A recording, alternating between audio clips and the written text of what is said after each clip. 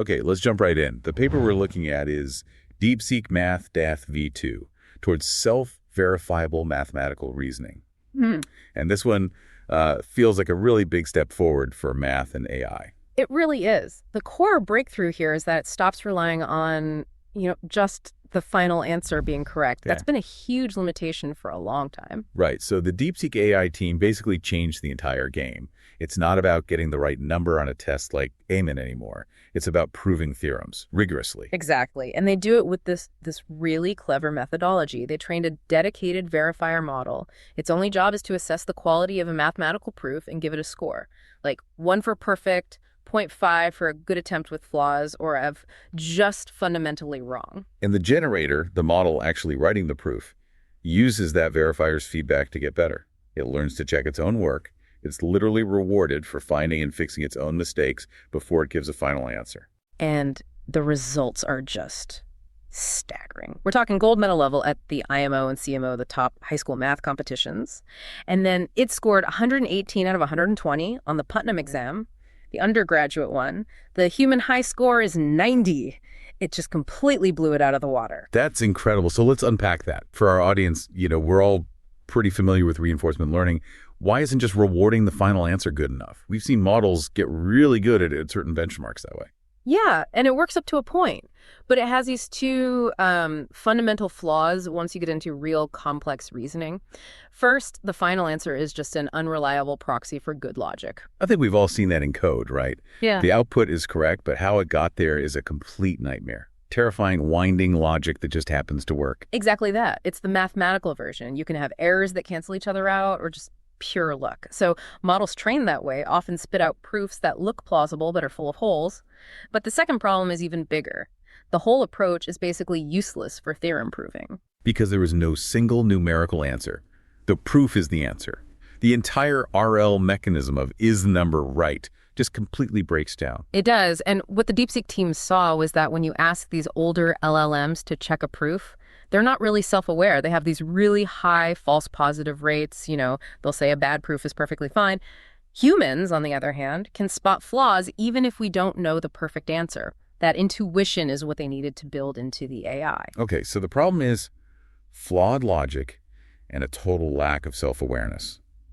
The solution then has to be building an expert judge right into the system, which brings us to the verifier, PyPhi.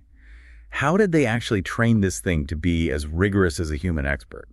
So the goal was to make it a really reliable source of feedback. They trained it to map a problem and a proposed proof to a score based on these expert-level rubrics. And the output format is really specific, right? It's not just a number. No, not at all. It has to write out an analysis summarizing the issues it found. And then it gives one of those 3 scores. 1 for complete and rigorous, 0.5 for, sound logic but with some minor mistakes or omissions, and SOA for being fundamentally flawed. But there's a huge vulnerability there, which I find fascinating from an alignment perspective. If you only reward it for getting the score right, Yeah. it could just make things up. Yes. Like if it knows the proof is bad and should be a 0, it has to list issues. It could just hallucinate fake issues to get its reward. It basically learns to lie. That's the fundamental problem they had to solve. If the verifier's feedback isn't trustworthy, the generator learns nothing useful. Well, yeah. And that's why they built the meta verifier Pieta. So a judge to judge the judge. Exactly. It's a second AI whose only job is to check the analysis from the first verifier. It asks 2 questions. Are the issues it found real? And do those issues actually justify the score it gave? That is brilliant. Yeah. So its score, the R meta, gets multiplied into the verifier's main reward function. It forces the verifier to be faithful, to be honest. It's a technical solution to an alignment problem. It's not enough to be right about the score. You have to be right for the right reasons. And it worked. They showed this step boosted the quality score of the verifier's own analyses from 0.85 all the way to 0.96. It's like a truth serum. So once you have this honest, super reliable verifier, how does the generator learn to actually use that feedback? Well, at first they did the obvious thing. They just used the verifier as a reward model. Standard RL, generate a proof. If the verifier gives it a 1, you get a big reward. But that wasn't enough, was it? No. They noticed that even with that, when you prompted the generator to analyze its own proof, it would still just say, yep, looks good, even when it was flawed. It needed to be explicitly trained to self-critique. And that's where the big self-verification objective comes in. Right. Now, the generator has to produce the proof, which they call Y, and then immediately follow it with its own self-analysis, Z, using the exact same rules as the verifier. Okay, and the reward function here is key.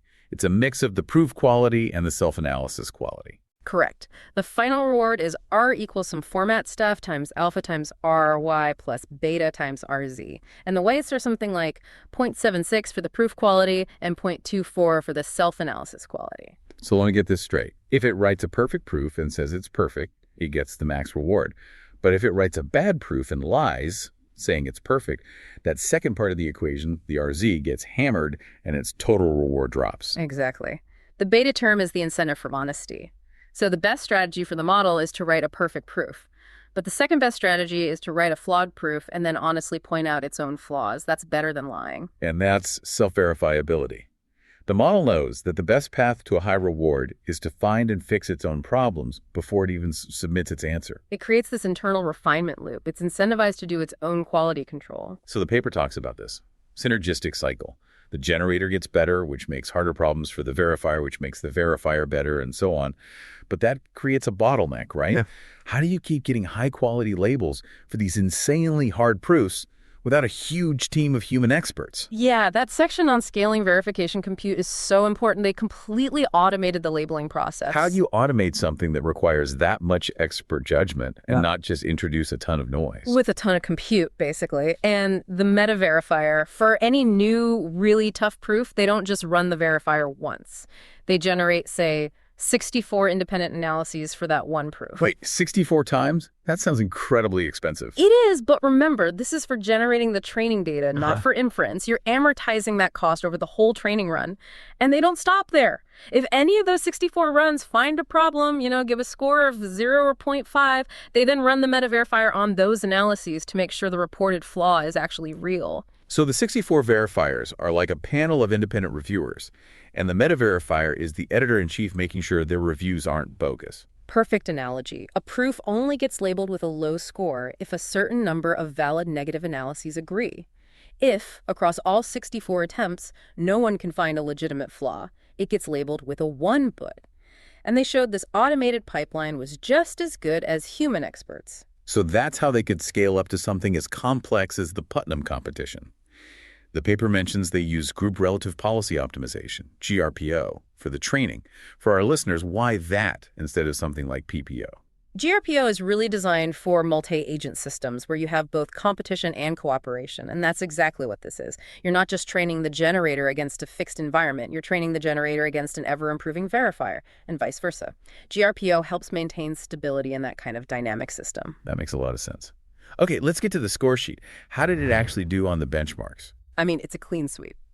On the complex CNML problems, it consistently beat GPT-5 Thinking High and Gemini 2.5 Pro, and not just in one area. Across the board, algebra, geometry, number theory, all of it. And what about that sequential refinement strategy, the idea of letting it try multiple times? That's where you see the self-verification really shine. The pass at 1 score goes up significantly with more attempts, which you'd expect. But the key metric is best at 32.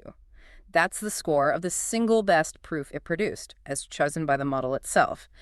And that score is way higher than the average score of all its attempts. That proves it's not just getting lucky, it actually knows which of its own answers is the best one. That ability to reliably pick its own best work is almost as important as generating it in the first place. Okay, hit us with the big competition numbers again. Using their high compute search, it got a gold medal on the IMO 2025, solving 5 out of 6 problems, gold on the CMO 2024, solving 4 of 6.